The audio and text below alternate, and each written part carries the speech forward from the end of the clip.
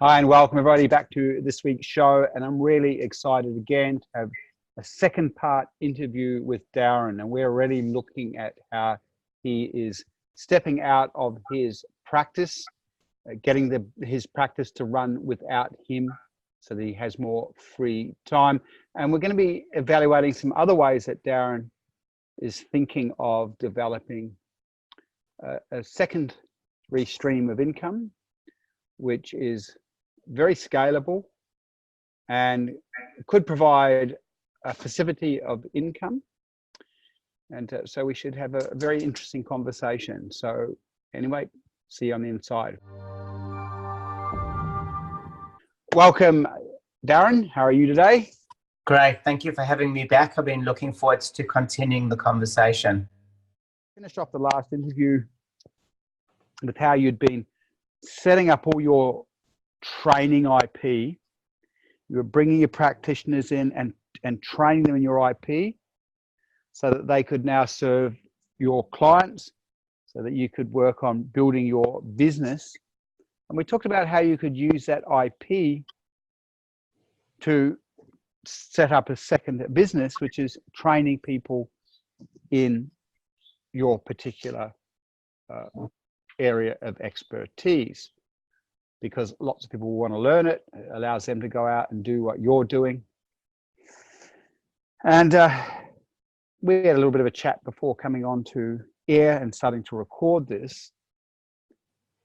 And one of your concerns, of course, is if you train, because in any business model, there's a weakness, isn't there? And there's a strength. And the potential problem that you may see in training others in your IP outside of your practice is that they may compete against you. Correct, Darren? Correct. Yes. Yeah.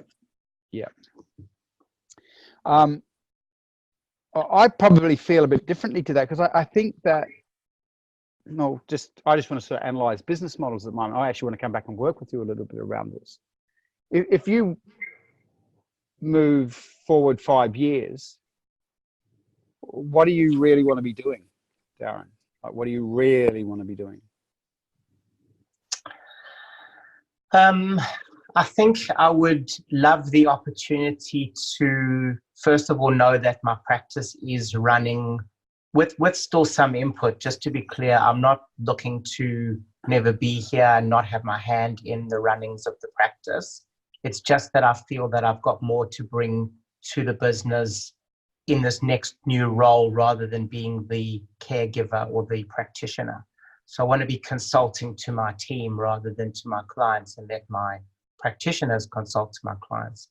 But as part of what I would love to be doing, it would be awesome if I could, on a semi-regular basis, be traveling and teaching my approach. And that would give me the opportunity to travel, which I love to do, but I would have a tax deductible reason for doing it, and it would potentially get me to various parts of the country or the world, and I could do that without the guilt of knowing that I'm just on a permanent holiday. What's your mission? I think we even talked about that last time. Like we talked about, we know that you're passionate about clients, but what's your mission? Well, with your IP and your work, what is your overall mission? Because I think we'll get a sense of it, but I'd like just to communicate it before I go where I want to go.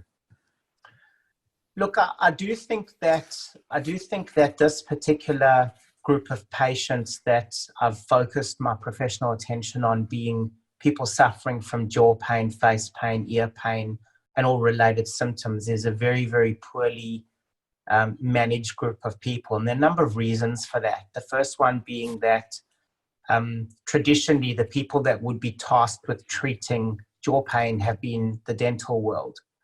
And somebody's presenting symptom might be ear pain, which could be coming from their jaw, but they'll end up seeing a GP, and they don't ever land up seeing a manual therapist, when this is really a group of musculoskeletal conditions. So there's a lot of education that needs to take place for both the medical and dental worlds to understand that if it's not something that falls strictly within the realm of what they see. So, for example, the ear pain is not an infected ear, and they've trialed antibiotics, and yet there's still a problem.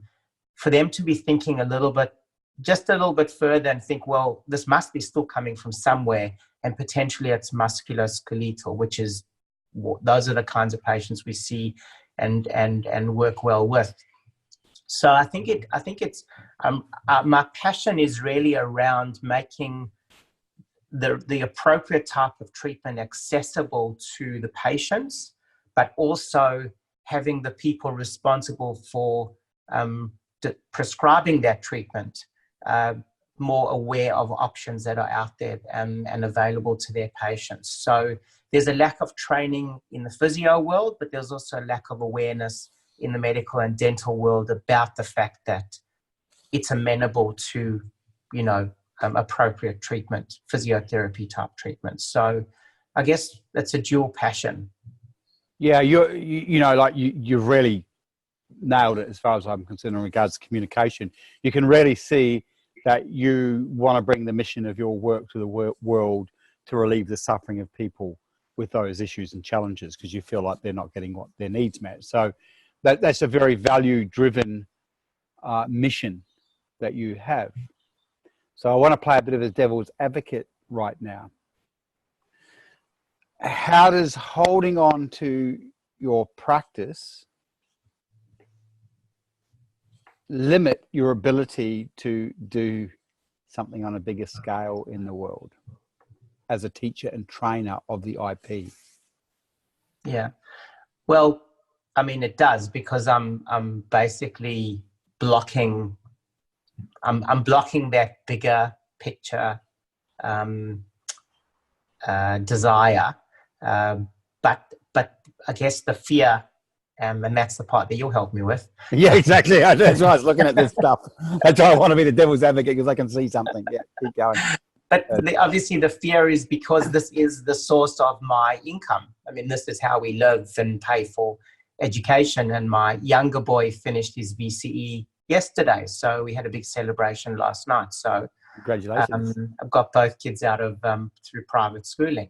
But being a single source of income, given that my wife works along with me in the practice on the admin side, is just not shooting myself in the foot by opening up access to that intellectual property. And as I said to you before we started the show, I'm sure that it's probably an irrational fear, rather than being based in reality, because potentially for people to compete with me in a real meaningful way would be quite difficult for them. That's also one of the reasons that I'm attracted to the international or the interstate teaching, because then I'm not teaching it here in my practice to the guy down the road. Great. So we're going to dig into that a little bit. And fantastic. Give me something to work with here too, which I like to do. So just coming back, I just want to sort of cover off on what Darren's just said, and everyone will get this. This is his business. This is a source of income. So he wants to hold on to that. I'm going to be coming back and addressing some of those things in a moment. One of my roles with anyone that I'm working with is to help them see things differently, or maybe they've got an unconscious block that's stopping them from realizing something or stopping them from moving on. So we've got to sort of identify those things.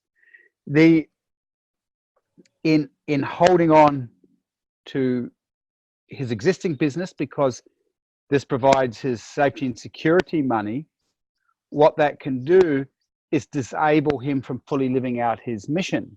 So if he didn't have his practice, as an example, then he's not so concerned about people competing against him, which means that he will go full bore into sharing his mission throughout the world. And so there'll be more energy for that. So that makes sense, first of all, Darren, if that was the case. If you didn't have your practice, can you see the effort and energy that could go to spreading your IP right around the world, and no fear of giving to someone that's going to compete against you in your practice? Can you see that? Yeah. Okay. So there's two things here, because strategically that could be easily managed. That's from a strategic perspective, without even looking at what's going on in here yet, which I want to show you something in a second, or see if we can see something that's going on in here. When we talk about here, we're talking about your mind, your brain, the way you think, what's happening on the unconscious level. And potentially, if we look at it from a financial perspective, teaching worldwide can outstrip the income that's possible from your practice multiple times over. Now, why do I say that? So, as an example, whenever we have a practice, there are several challenges in the practice model. The first one is we are capped in our income by the size of the property that we inhabit. And Darren's nodding right now, right? Because he gets it. So if you run a practice and you can only have 6 practitioners in there, and let's say those practitioners work 8 hours a day, and each treatment takes an hour, and I don't know what, I'll ask Darren in a minute, but I'm just working with this conceptually. That means that there is 6 times 8. 6 times 8. So each day there's X amount of bookable hours, and because of constraints of property, you can't go past that. So it's 6 8s. I'm terrible with maths, and I don't even have my calculator near me. You're going to be quicker, I hope, Darren. 6 times 8, so that's 6 practitioners, 8 hours a day. Yeah. You any good at maths? No. Okay, everyone gets the concept. There's probably 150, 160 hours a week, and someone's sitting there going, right now, Perry, that's disgusting. Now, for those of you who go, that's disgusting, I have financial people. I employ experts to do that stuff for me. Anyway, so that caps, okay? Now, with that, also practices are expensive to run. There are huge amounts of rent, and then to keep that ticking over, it takes a lot of effort and energy. Versus training businesses by default carry way less expenses depending on how it's done, and you're less team reliant because it takes less people to run education style businesses. So in reality, a training model produces way more income, has less stress in running it because there's less capital requirements, so you're not paying huge amounts of rental, and you don't have to worry about huge numbers of team. And there's no limit on the scalability of it, within reason, right? Depending on how much it's based around you versus, like you can have a static training.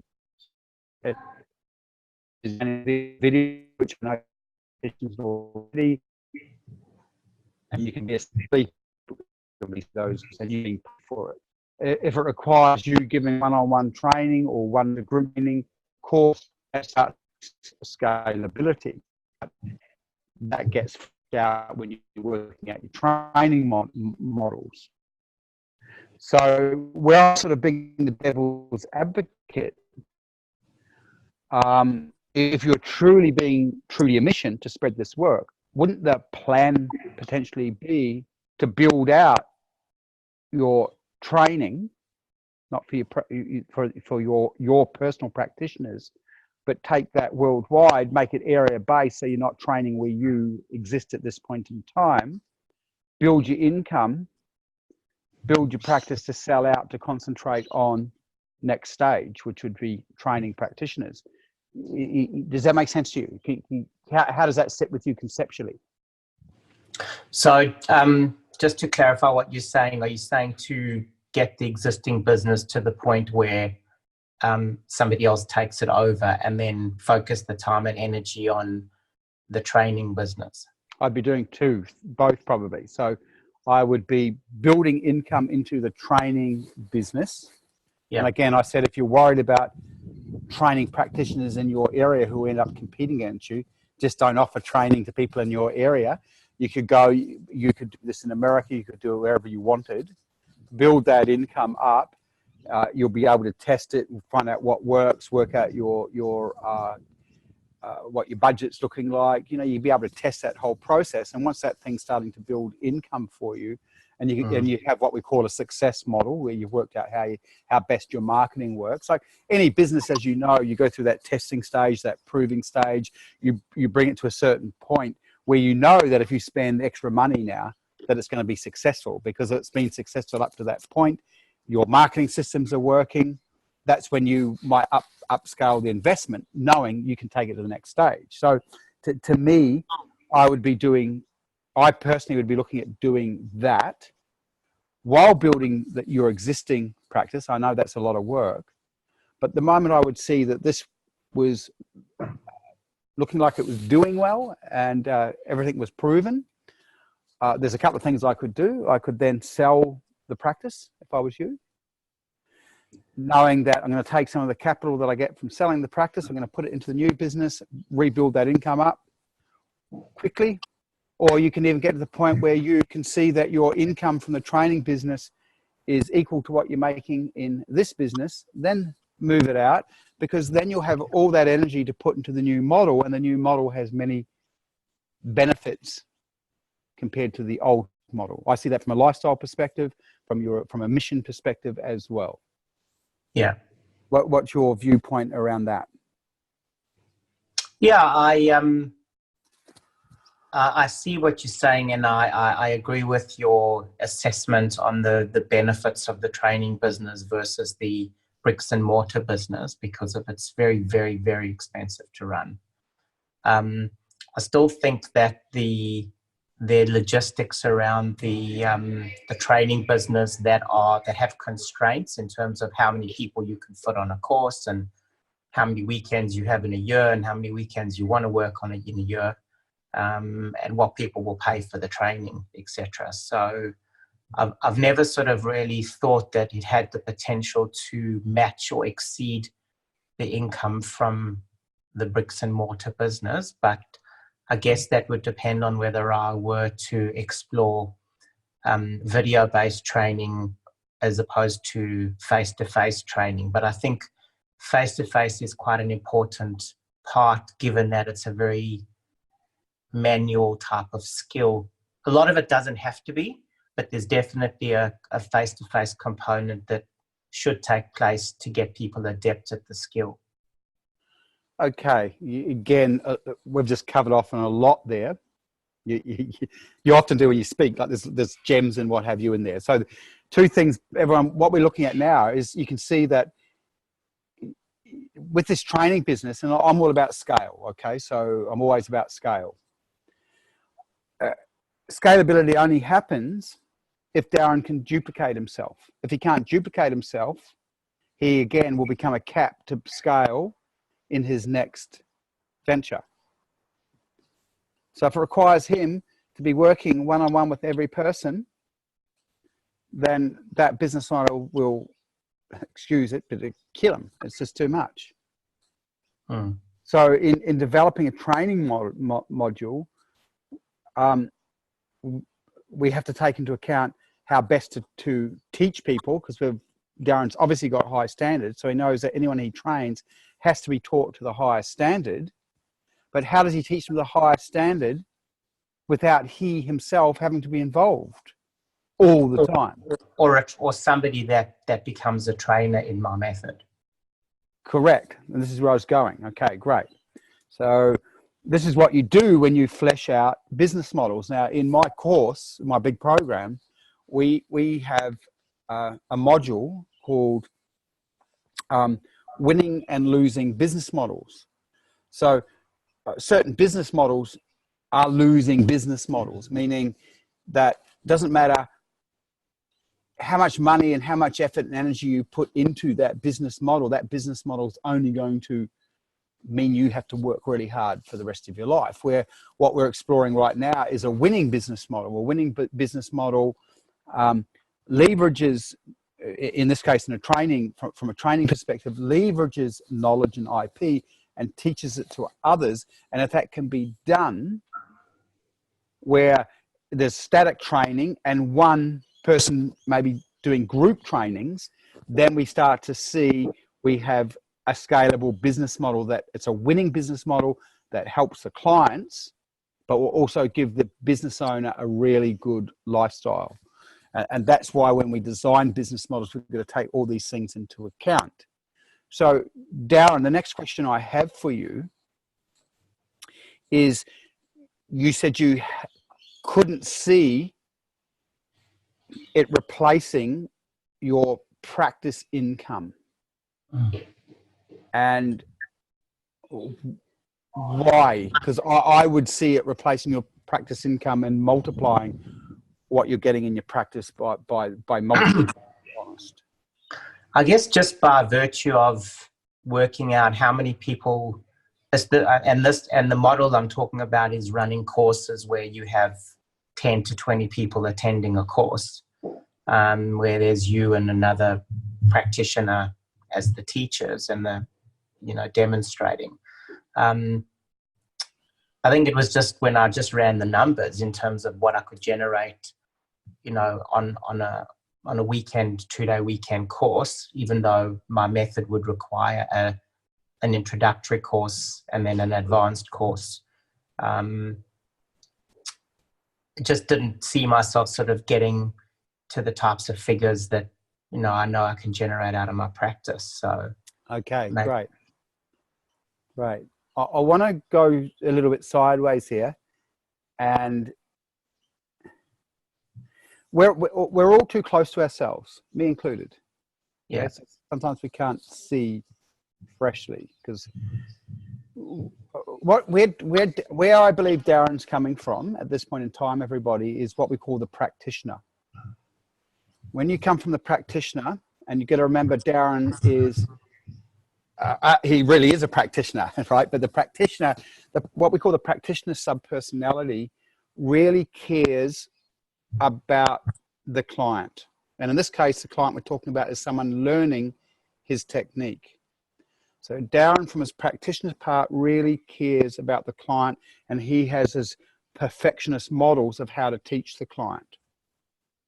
And because he's coming from that, he's seeing, well, I can only teach this number of people because I've only got this amount of time. Right, Darren, correct? Correct. Right. Now, I'm going to ask Darren to hop into another part of himself right now, which is the one that I'm looking at this through, which is the entrepreneurial part of him. So what I want to do is just go a little bit sideways here and ask you a couple of questions, or take this in a different tangent. Yeah. You have a really well-paid niche. Can you see that? You yourself have a real well-paid niche. Yeah, well, in terms of physiotherapy world, yes. Correct, yeah, right. Okay, good. So, how many people out there would love, how many practitioners would like to be involved in a well-paid niche, do you think? I think a lot. And I know this might sound simple, but why would they want to work in a well-paid niche? Well, there's less competition in a niche just by definition. And because there's less competition, well, number one, the level of satisfaction that we get from helping these particular patients is next level from my perspective, and the people that work on my team. They really love the life-changing impacts that they can have on somebody who can't otherwise function normally. So what you're saying to me, that your IP allows a practitioner to have more fulfillment than they actually would, because of the results they're getting for clients and getting them out of pain. And you want to say something? I was going to say, not because my technique is superior, but because it's effective for these types of patients. When people have got brain fog and they've got headache or they've got pain in their face, it becomes very difficult to function and be happy about the world. Whereas somebody might have a really bad shoulder, a really bad ankle, but they can still function largely. They may not be able to participate in their chosen sport, but it doesn't dominate their existence quite so much. As well as the fact that the people we see have often been pushed from pillar to post, have just been told that they're stressed and they're clenching their teeth and that they should just, have a holiday or something. Very impractical bits of advice that are thrown at them from people. So when they find somebody that understands the issue and can give them real treatment help, but also lifestyle management advice, how to really reframe their engagement with their work environment, their sleeping environment, self-help techniques, they're eternally grateful, and that's what makes it a nicer group of people to work with, I believe. Right. Yeah, great. So again, and everyone listening and watching this, just notice how Darren naturally goes to his practitioner.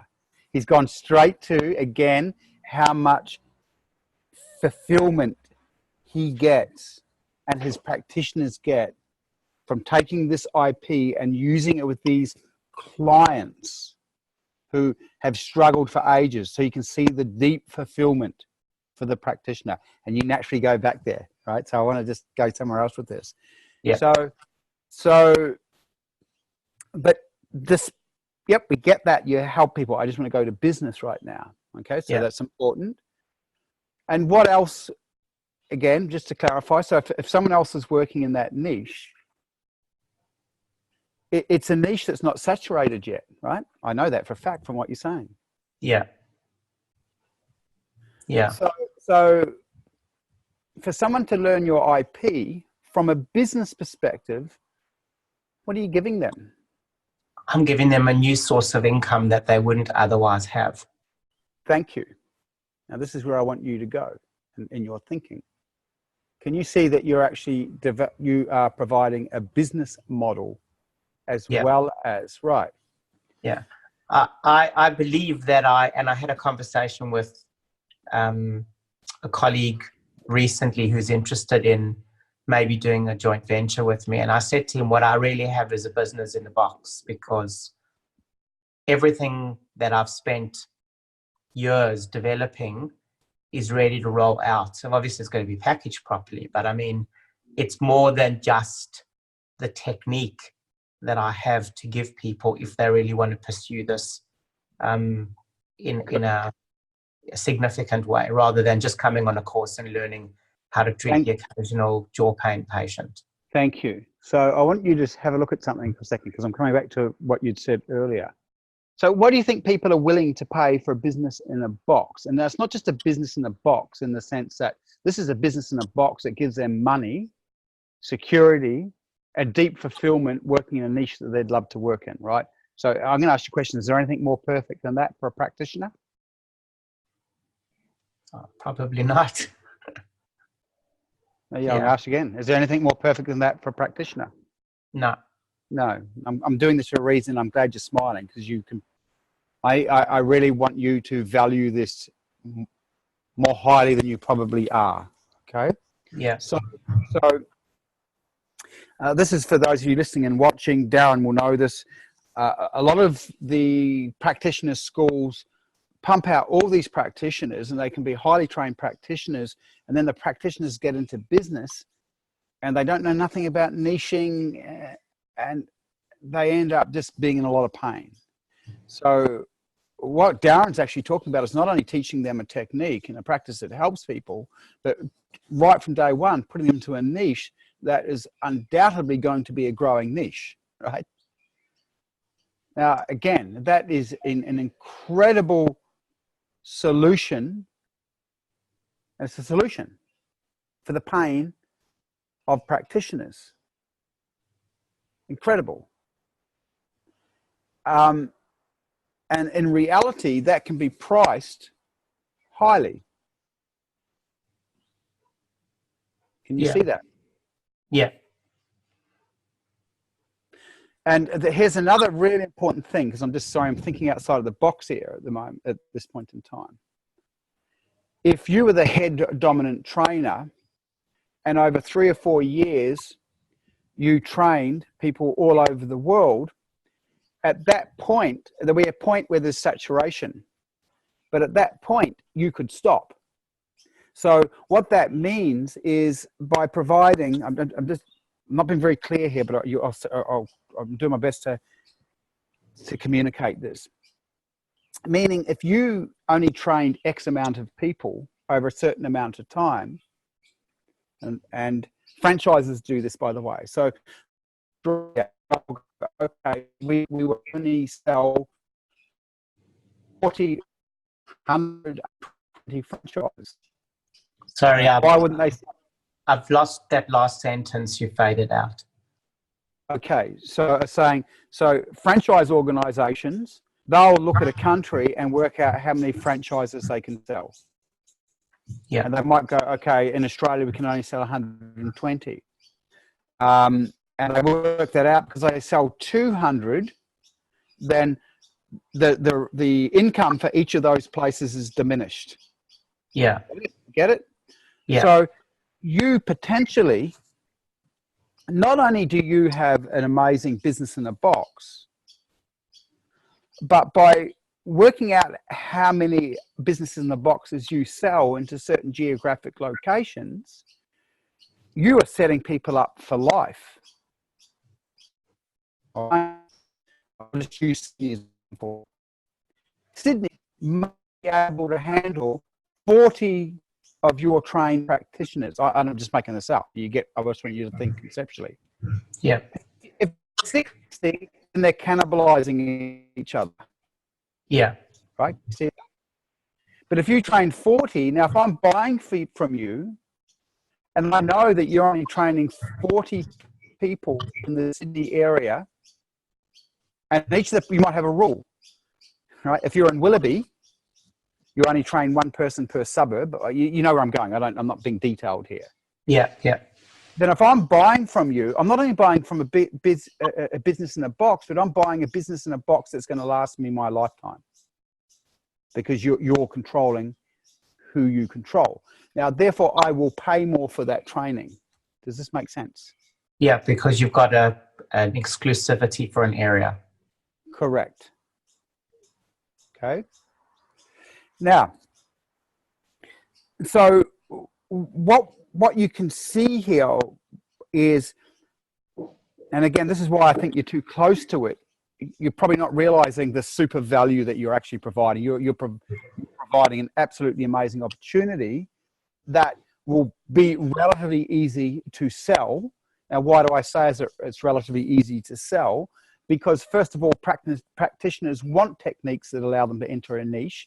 And not only that, because you're allowing them to enter a niche and then protecting them in that niche by how many you sell, they know they're getting a lifetime of income through this initial investment of learning from you and being trained by you.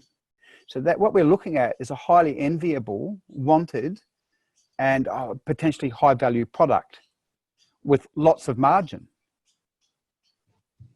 Does that make sense? So this is why I see it easily replacing. Again, we haven't got to the other challenge and issue was how do you present that? Because if you're going to present that and you're traveling all over the world working one-on-one, no, because that model's not scalable. Yeah. Right? So you can see conceptually from the perspective of what could be delivered to the market and what that could deliver to you, you can probably see it's a no-brainer that would be successful. Then it's working out how to deliver that so that you're not involved with everything, so that it is scalable. Make sense? In terms of what you described, though, where I would be training somebody and giving them their business in a box for their location. I mean, that is what you're thinking about. Is there something with some passive income coming in from that business on an ongoing basis, or is it a once-off training fee and an ongoing mentoring fee, or what are you thinking of in terms of where this, besides the high value item that it is for that once-off transaction, where is the scalability? Because unless I'm continuously going to new locations and finding new potential licensees, etc. I really like how you're thinking. Okay, so again, and I'm just being rough here. First of all, there's potentially a high value ticket item in the initial first purchase. That's the first one. And then they become a member of your association. So there's license fees. So again, it comes back down to your IP. So as an example, you may have a lower upfront buy-in cost, but ongoing percentage every year for use of the IP. Does that make sense? Yeah. Now, there are challenges with that, but we're just being rough here. And a constant upgrading of their skill set through ongoing trainings, potential business advice. So yes, you can have a passive, what we call a passive or continuity income as a result of having them buy the initial product and having license fees or association fees or membership fees, however that wants to be communicated and packaged, so that there's ongoing income. And there could be several levels of advice that also don't concern you. So as an example, you could actually have a business trainer, right? And the business trainer is training everybody, but of course you're getting paid X amount a year for that. So you can actually, there's all sorts of ways that you can do that. Does that make sense? Yeah. Now, so conceptually, is that you're a smart man, I know that, right? And you may have thought about these things, but does that start to enliven you? Because there's something I want to bring to your attention in a second. Does that enliven you? Because I think you were thinking too small. Yep, it does. Yeah. Yeah, I think you're thinking way too small and not seeing the value in what you are actually giving someone.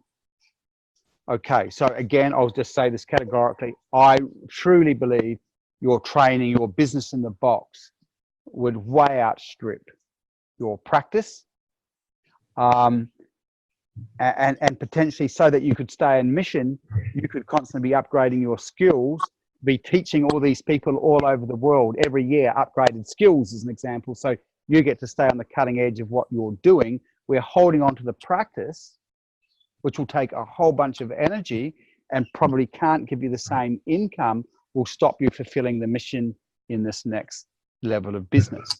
Make sense? Yeah.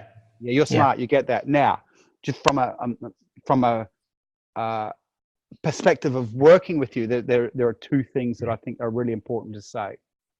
A lot of your success, Darren, has come from you're a methodical, analytical person who risks assess, right? You're careful. How careful have you been, Darren, in your decision making? I've been considered, but I've tried lots of things that my colleagues haven't tried, and not all of them have succeeded. But I've always been the one willing to step out of the everyday and try something a bit more fringe. So I think I'm both. I think I'm not massively risk averse, but I'm considered. Yeah. I think that you weren't actually, but so you do have a pioneering thing. You haven't achieved what you've achieved without that pioneering aspect to you. So I'm going to call that the pioneering aspect of you. It does take you to the fringe, okay? But you're also you're measured in your decision making. So as an example, I might make gut decisions and make them really quickly, bang. Where you would tend to think things through, correct? Just to correct me if I'm wrong. And so you might ponder something for a week and think about it. Could go even longer, right? Yeah. Now, from a psychometric profiling system, in our psychometric profiling system, and anyone that wants to do it, just go to businessdnaindicator.com, businessdnaindicator.com. I'm a motivator and trailblazer. A motivator, trailblazers, that's my predominant personality type. Very quick in the sense of the number of ideas they get, and they feel things through their gut and they process things through the creative parts of the brain. So they tend to be more unconscious in their decision-making processes through a feeling relationship with it. Okay, makes sense? I employ people on my team. So I have everybody on my team is an opposite to me. They're my project manager, my operations manager she's very balanced in her personality, but she thinks things through. She looks at the details. My head coach, she questions. So I'll come up conceptually, they'll question, they go into the details. Now I employ them for good reason, because they're the opposite polarity to me. So I want them around to question my thinking, to double check my impulsiveness, my spur of the moment approach. Okay.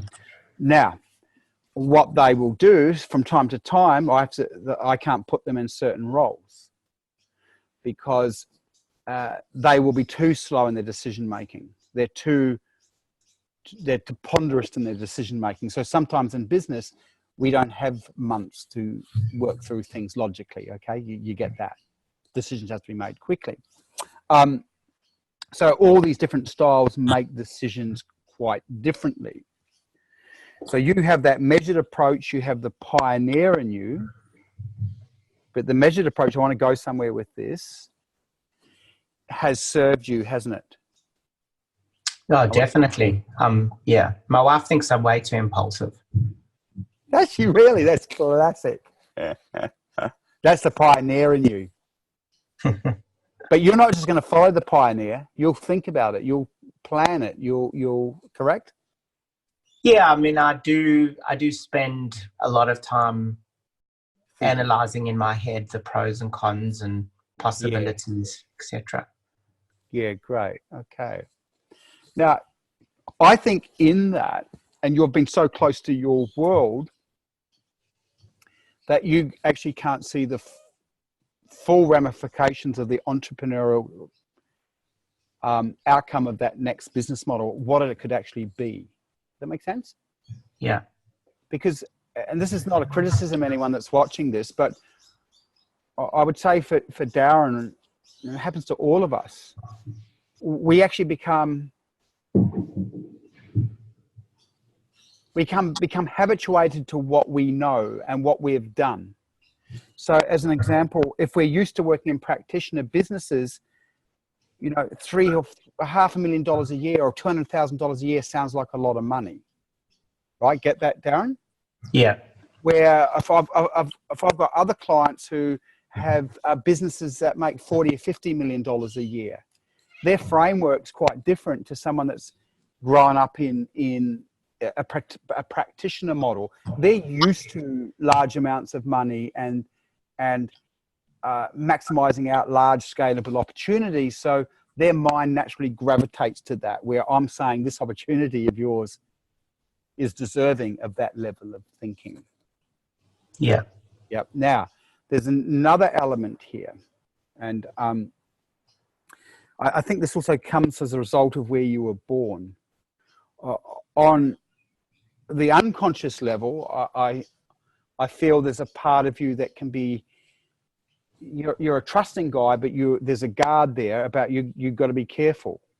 It's like you're threat aware is probably the way I can say that. Does that make sense? Yes. And I reckon it comes from where you grew up. Would that make any sense, that last bit about it having to do with where you grew up?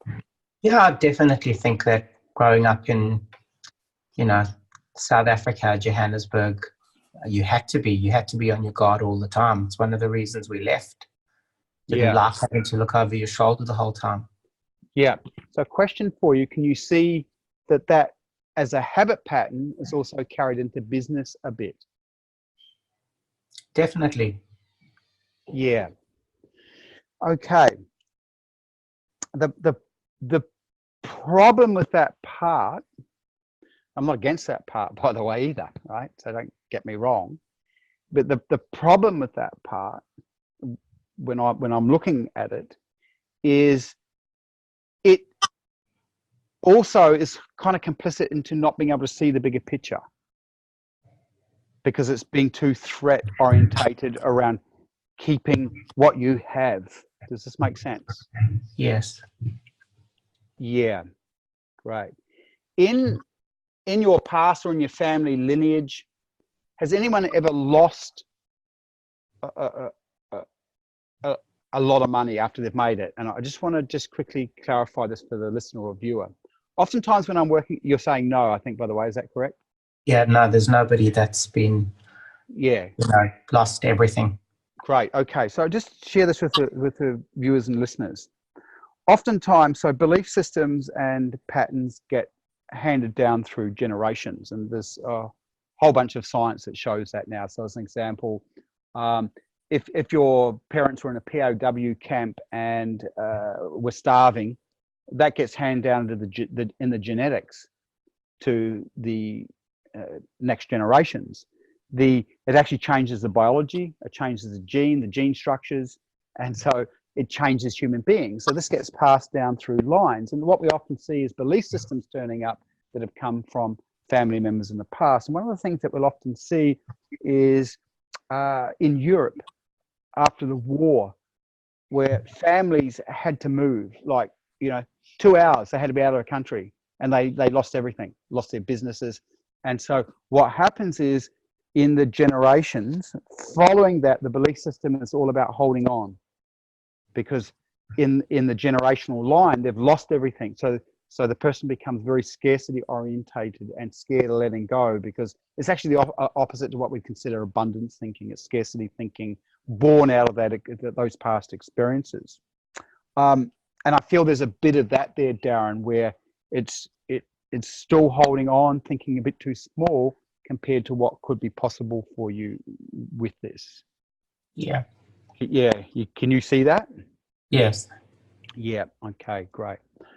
And again, just case in point, everybody, that it's, you can have all the best tactics, you can have all the best strategies in the world, but unless you're working with this thing as well to understand the patterns of behavior and beliefs that are undermining, slowing down, or sabotaging you, creating what you really want, nothing changes. You've got to work on both this thing as well as the strategies and the technical aspects of building a good business that runs independently of you. The other thing with this, Darren, I just want to go here because I feel like this is really important. This is not so much about your patterns. You can see I'm being the devil's advocate about wanting to see something. And how do I phrase this, first of all? Sometimes these things are hard to say because the concept, just being able to communicate the concept. Some of us are born with very big missions. And when you were communicating before, there's no doubt anyone watching this, seeing this, hearing it, your mission, you have a mission. And that mission is to serve those people that are suffering with those problems that your IP solves, right? While you stay in your practice in this way and not go into fully promoting the training, you're actually putting a cap on how many people you can serve in the world with your IP. Can you see that? Yes. So, yeah. And the reason I'm going here, yeah, sorry, you want to say something? I guess built into that is also a subconscious fear that, or a thought that, who the hell am I to believe that such a laudable mission is mine to follow, and what makes me better than the other guy who treats these things. Do you know what I mean? There is that sense of maybe lack of self-worth, to allow me to be able to live up to that potential, if that is in fact the true potential. I think what you've said is true, Darren, because there's kind of more to it than that as well. It's like you're naturally humble, and that's who you are. And a lot of people that are service orientated are humble. You don't big note yourself, and that thing of who am I, or I'll go into who you are. So yes, that's true. This is a sense of diminishing your own value. The moment we diminish our own value, me included, if I diminish my value, then I'm moving out of my mission. Because I do have gifts to share with the world. I do have abilities that can help people. So the moment that I'm devaluing myself, I'm not going to value those aspects of self, and then I won't back those aspects of self. Does that make sense? Yeah. And then I'm not in mission, not in my full mission. Okay. So as an example, if I die knowing I've served 3 million people, I'll feel better than if I die just knowing I only served 200 people, if that makes sense. Because I am mission focused like you. Now, I'll go sideways into what you've just communicated. Well, there's two things. Maybe you're no better than the other practitioner. Okay, let's just say that that's correct. Maybe I'm no better than another practitioner. However, it is your mission, right? It is you that developed or took this IP into a particular niche and continued to work on it. You did that, right? Is that correct? Yes. You. And you have the idea of training other people in this to serve people that you want to serve, right? That's yours, isn't it? Yes. Right. So maybe you're no better than someone else. Let's just imagine that. But still, you did it. And it's your desire to teach others. So that's you. That's your mission. Make sense? Yeah. Right. And isn't that enough? Because no one else is doing it. So if you don't do it because, well, I'm no better than the next person, you're not serving. You're not reaching the people you could. Yeah. I mean, one thing that I know for sure, or it's certainly my perception and the way that I view things, is that we definitely try our damnedest to have the most thorough, far-reaching approach to this group of how we manage this group of conditions, more so than often people will come and they've been elsewhere and they've seen other practitioners that have attempted to help them. But I feel like we just have gone the extra mile to make sure that we've covered as many bases as we can. So that from experience, I believe that. But yeah, get it. You know, there's still, if you wouldn't mind me saying, it's like, yeah. Okay, so there's a couple of things I want to say to this, and I've got a real quick solution. I'll tell you it in a second. It's actually a quick solution. That means you don't have to work on your patterns. So you show up with what we call the expert profile. So as an expert profile, you've just even indicated that, you're always going to the nth degree. You're trying to find a solution, and if something's not working, you'll keep working because you're.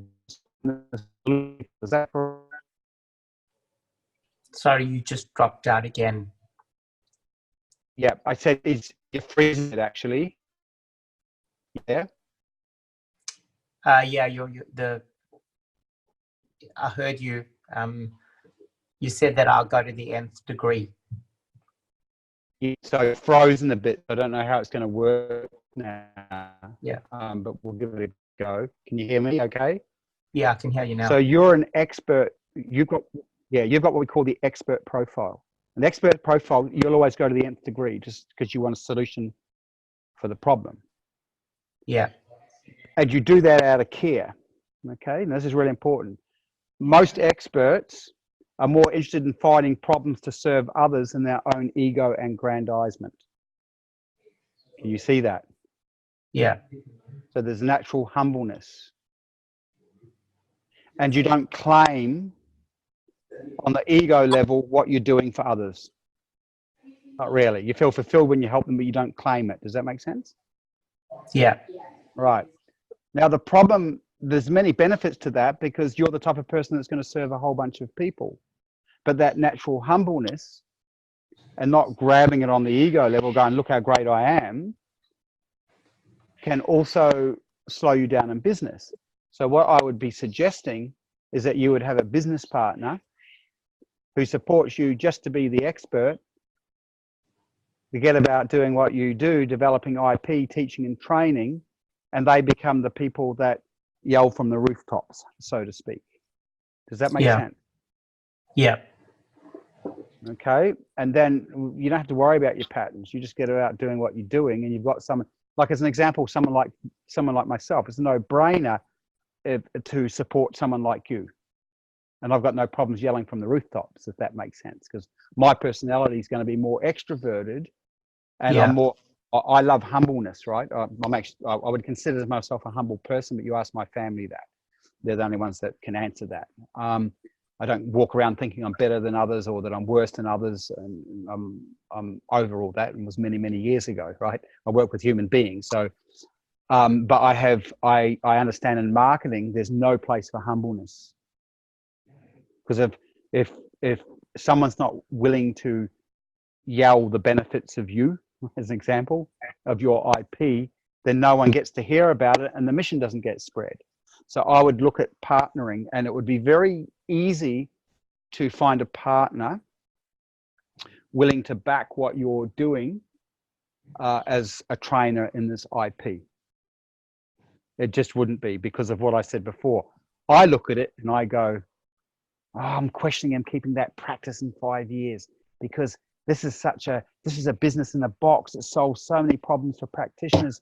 It's worth a lot of money and can reach a lot of people, right? You get me? I saw that straight away. And so I would be looking at potentially partnering.